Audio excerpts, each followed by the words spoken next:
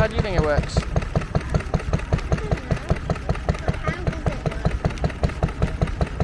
Well, a monkey's pedaling, obviously. Hey, the monkey's doing it.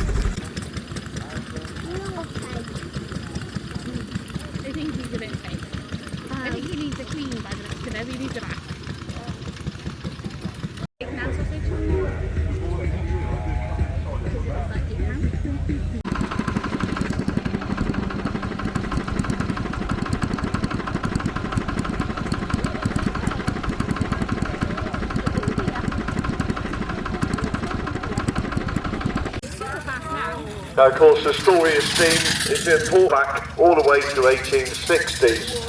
And it was the evolution of the steam engine that gave that much needed mechanical power. And the power was used by the industries that needed a flywheel. And of course, the first engines that were ever made steam were portable. They weren't drivable, they were towed by horses. And it was a poor farmer who wanted to sort of make that advancement with mechanisation at a time when he was only used to the humble horse. By the time you got to about 1900, you had steam traction engines, and they came in several forms. You had agriculture engine, you had the steam tractor, you had the road roller, and of course following on from those was the steam lorry. And the milling, you could have the wheel drive electric generators. So you can see how advancement was on the cards when it came to working with steam. The same flywheel would have been the one that would have cut the wood on the circular saw in the sawmills and in the forest work. And of course, when you look at some of these engines, and you will see some of these very up close today. You would note on the left-hand wheel, the big wheel at the back, some of them have got winches. It's a dinky one, isn't it? And of course, those winches are used within things like, for example, forestry, where it would tow a tree up a steep incline and carry out its role. Now, the steam world was a very interesting one because the majority of our manufacturers of steam engines, whether they be agricultural, steam traction engines or road rollers, they were all built down on the east coast of England. There was only a handful of engines that were actually built inland. It sort of Leeds, the majority of stuff was Lincoln, Norwich, Gainsborough, Marshalls of Gainsborough, all the others were inland. But what some engines that these are, because these miniatures, in miniature form, are incredibly powerful. Now, they can pull a Range Rover of size across this arena with no problem at all. You'll see today that we're going to do tug of war. And my colleague is out there in the arena. He's going to talk some steam with us as well on individual engines and stuff. So you're going to get the perspective from a steam owner, which is very interesting, very important. Now, these miniatures cost you money. They're not a cheap thing to run because coal, before COVID, was only £200 odd a tonne. Since COVID, as of last year, this year, coal is £600 a tonne and rising. It's a commodity, but we do not actually produce in the UK very much now, and most of us are coming from abroad.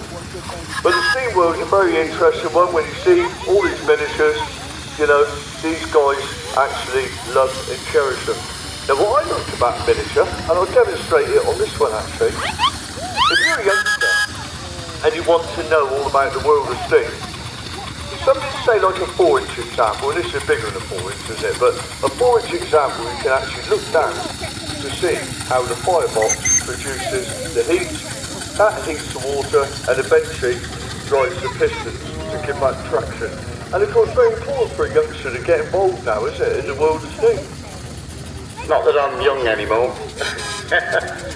Right, what we're going to do, we're going to talk to somebody about. We're going to chat to some of the owners and introduce them and what their engines are. So in front of me, 4-inch, or is it 4.5? It is the 4-inch, yeah. So we got a Burrell twin crank compound here, and it's in lovely finished condition, all the striping.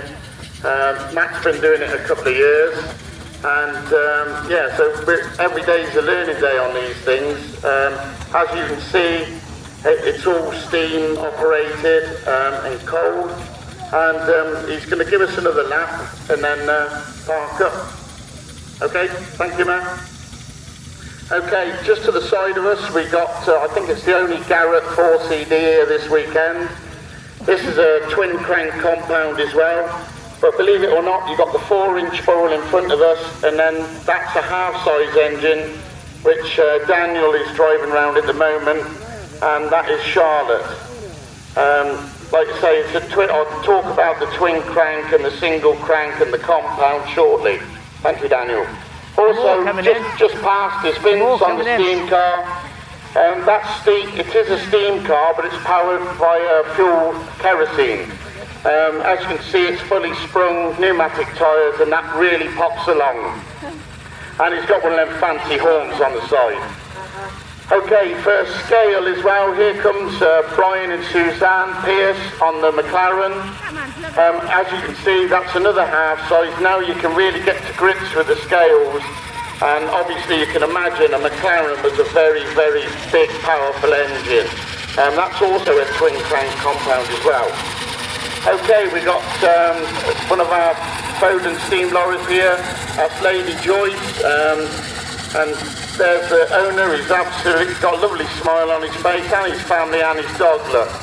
And also, that's a twin crank as well. It's on pneumatics. They're absolutely wonderful engines on the road. Okay, we got a 3-inch engine. Yeah, 3-inch Burrell there. And that's a single crank machine, agricultural engine. And here we have Ken as well, and that's a 4-inch scale, Burrell, single as well, so obviously agricultural engine. And here's Colin. Colin's on his Foden, twin crank. If you look at the lorries compared to the actual agricultural engines, they got a very short setup on the boiler. So all the con rods and the pistons, they're all very short. Okay, we got Mr. and Mrs. Cull here on there. This is a single crank compound Burrell. It's in a lovely livery, and Roger and Fran have been on the circuit for quite some time. And you can tell he loves polishing his engine. I reckon he spends a lot of time in his workshop. Okay, we got Morticia, and I've never ever seen this engine dirty. I just don't know how they managed to do it. So absolutely stunning, and that's an agricultural engine as well. Okay, we've got another 3-inch Burrell there. As you can guess, Burrells are quite popular amongst, somebody's lost some bits off their engine. Right, this brings me on to Devinder. Devinder is, we call him the one, because he's the only Sikh we know who owns and maintains a steam engine. He's on a half-size Savage engine. That's a single crank as well. And Mr. Smith, he's just popping along. Yeah, I can't even remember what that engine is now. Yeah, that's it. It's a Ruston Proctor. If you look at it, it's slightly different to all the other engines. It's got solid flywheel.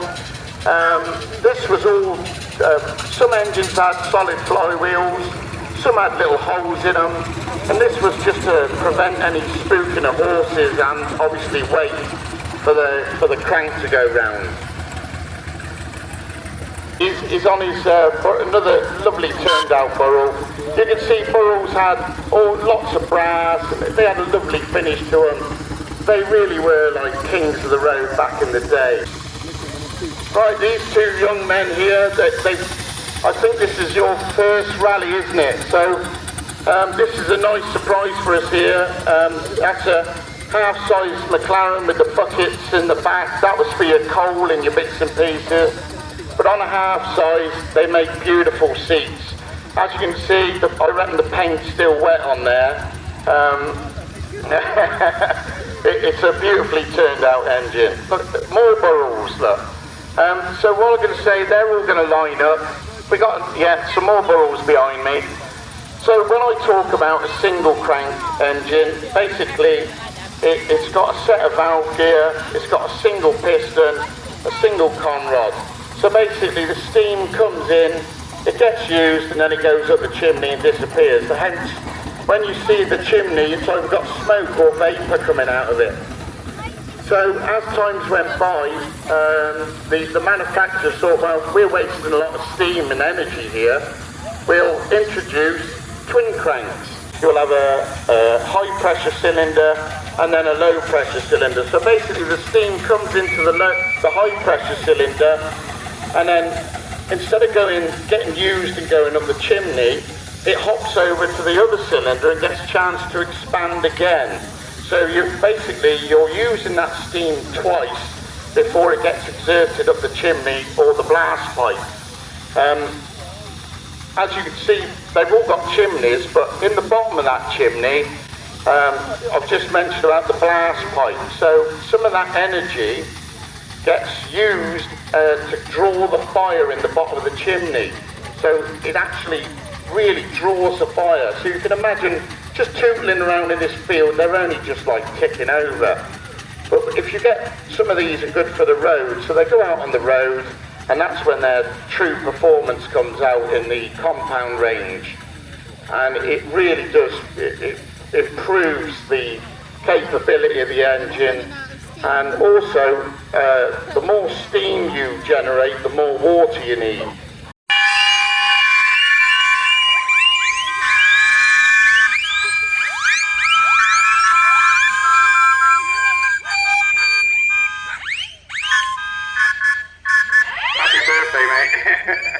I get Thomas on it.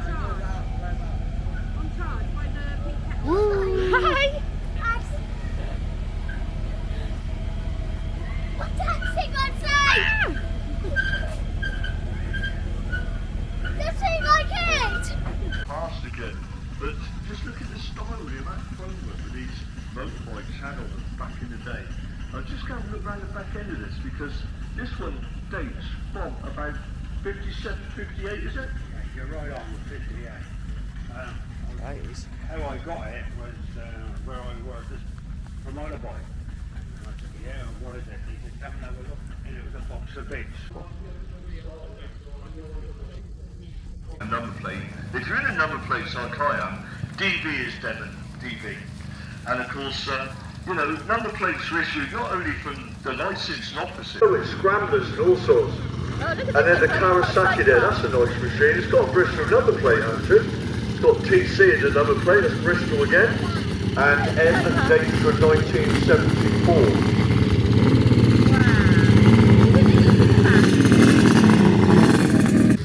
VS8 Beetle, I think that is, yeah, 1964 model, followed by that bunch of time. We'll have to have a look at the superb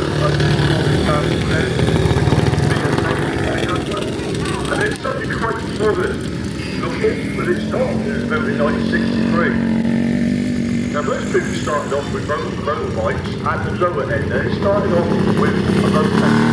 And you see three very, very good examples just gone by us there in the arena. And of course mopeds were all the rage in the day. And look at the Got Milk float. That is the name from and you imagine that in this day and age, going around doing the early morning deliveries with the clanking of bottles. We saw that, don't we? The electric milk floats used to have back in the early 1960s into the 70s and 80s. All the bigger the parts of it. Let's get a chance to have a look at this one I never mentioned, AJS of course, Hampshire Somerset number plate on that one. TYC, YC being Yeovil.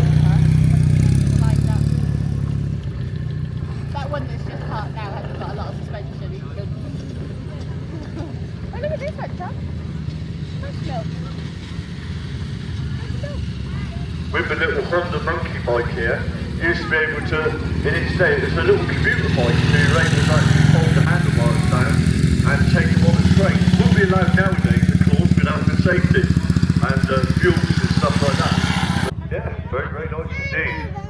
What's the matter, Roger? How do you do running repair? No? Good man. Are you sure, Sean? We've got about 4 inside the house. What we got? There might be others out there, but what I know of, there's only Look at about that. 4. And this is the only one that is got all Looks the nice. original bits in it. Timber Oh, floorboards. Tom, look at this old car. It also takes our motoring industry back to the days when we had what we call coach building skills. And there's another lovely coach You built watching vehicle. cars? Just I look at actually that, watch that's the the cars now, Austin. where you sit and And of course, when you look at that vehicle, the coach building skills in that the underneath that metalwork is timber, and very much used on it. Now, the Oh, look at Mini, this the one. Moke or the Scamp, I think it's a Moke, isn't it? It's a Moke, and it dates in 1980 on a V-Reg. UV in the number plate, by the way, is a London registration. UV. Registered in London. We're going to have a chat about this because these were a factory-built vehicle, and they weren't a kit car enough, and they were factory-built. And this lovely MG, and of course sports jobby. Most of these were fitted with the 3.5 litre V8. You could hear the purr of that engine out through that exhaust. Oh, look And at this this where one, it all Tom. started Mini. for a lot of people is motoring. Started with a Mini. I did in Got another 1976. I'm going on 68 now, but my very first car was a Mini. Now, when this vehicle appeared last year, and you can give me a wave because I remember you from last year, like that. We looked at that and I thought, I know that number plate. It's got a Dorset number plate on a 1982Y. And I looked at that vehicle and thought immediately, Southern Electricity Board. And the owners actually didn't know, but eventually they were doing some work in the back of the Mini, took all apart and found Southern Electricity Board stickers Oh, look at this one, Tom. on the wall inside the Mini. So, yeah, I was spot on there. This is rather nice. The Ford Escort, not only did they make the standard 1100 Escorts and the 1300s, they also made the RSs and the Mexicos. And just look at that for a nice example. You don't see many of them. Now, product now of the British Motor Corporation, the B&C group of its day, you've got the Wolseley. And it's probably a 1660, I think. Let's have a look. Yes, a 1660 Wolseley. You know when you've got one of them behind you because the little grille on the front, it's got a little badge, and that lights up at night. So when you see that coming towards you, and you look at it in the behind in your mirror, you know it's a Wolseley because that little light lights up. Now, we've spoken about the British Motor Corporation, but look at this. This is a product of the Roots Group. Now, the Roots Group were responsible for Hillman, Humber, Singer, and of course, what we got here? We got the Sunbeam Rapier. That was another of their iconic mates. Again, it was destined for the American marketplace. Back to the British Motor Corporation on its day. When you look at this, MG, which is Morris Garages. And of course, that was all part of that big empire. Got an AD in the number plate, which denotes, but I'll see you in a minute, my friend. You keep going, I'll see you in a minute. The AD in the number plate is a Gloucester registration. And yeah, they're a lovely family car, but originally the doctors used to own them because they were quite expensive. And then the car that you can almost buy every part of the, it's sort of buy all the parts and build your own nowadays, and it costs you about £40,000. Now the little Austin 7, well we may mention that has got a Gloucester number plate, a GF on it. A lot of Gloucester stuff here today. And the Austin 10, ooh, the Austin 7's big brother, the Austin 10. But our coach building skills were amazing because not only did we use timber for all the frame and the floor, we also did all of like the door cards inside of the vehicle with timber. And it was all like hand carved. Now, when we think of future classics, there are a lot of them appearing on the rally field now, and you look at this Crossfire, and you are that, I should take a guess at this, 2000 and something, but I'm going to talk to you in a minute, my friend, because that is somewhat different. Yeah, you can park up, if you want to lead the way, and park up when you're ready, alright? Good man.